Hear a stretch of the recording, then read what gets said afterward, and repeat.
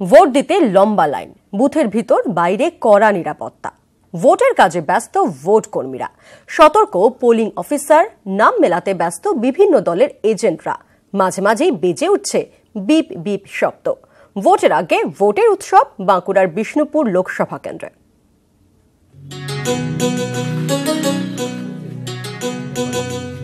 Vote চলছে নির্বিঘ্নে।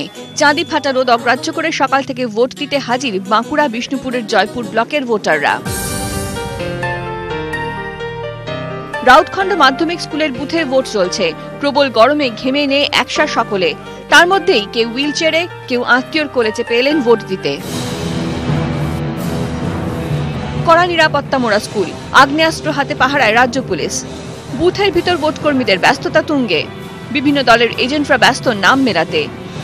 EVM, VVPAT হাজির সবকিছু। ভোট দেওয়ার প্রমাণও মিলছে বিপ শব্দে। অবাক হচ্ছেন তো? 12ই মের আসল ভোটের আগে বিষ্ণুপুরের এই ভোট আসলে মহড়া। ভোটার ও ভোট কর্মীদের সচেতন করতেই এই উদ্যোগ বিষ্ণুপুর মহকুমা প্রশাসনের। মহড়া নির্বাচন চলছে খুব শান্তিপূর্ণভাবে।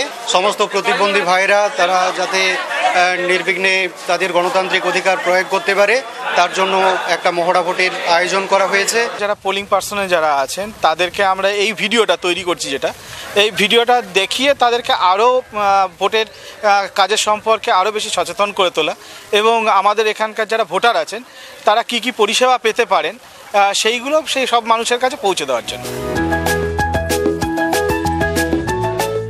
ভোট হলো শান্তিতে, নির্বিঘ্নে। বোমা ফাটল না, হিংসা ছড়ালো না। মহড়া ভোটের মতো অবাধ হোক 12ই মের আসল ভোট। বিষ্ণুপুরের জয়পুর ব্লকের এখন একটাই প্রার্থনা। বিষ্ণুপুর থেকে মৃত্যুঞ্জয় দাসের রিপোর্ট, নিউজ 18 বাংলা। আর এবার নজর রাখবো আবহাওয়ার খবরের দিকে। আজও রাজ্যে ঝড় বৃষ্টির সম্ভাবনা। উত্তরবঙ্গের 5 জেলায় ঝড় বৃষ্টি হতে পারে। দক্ষিণবঙ্গেও বজ্র বিদ্যুৎ সহ বৃষ্টি হতে পারে। বৃষ্টির সঙ্গে বইতে পারে ঝোড়ো হাওয়া। বিহার, অসম পর্যন্ত পূর্ব পশ্চিম অক্ষরেখা, বাংলাদেশ এবং সংলগ্ন পশ্চিমবঙ্গে ঘূর্ণাবর্ত। সাগর থেকে রাজ্যে ঢুকছে জলীয় বাষ্প, আর তার জেরেই ঝড় বৃষ্টির সম্ভাবনা রাজ্যে।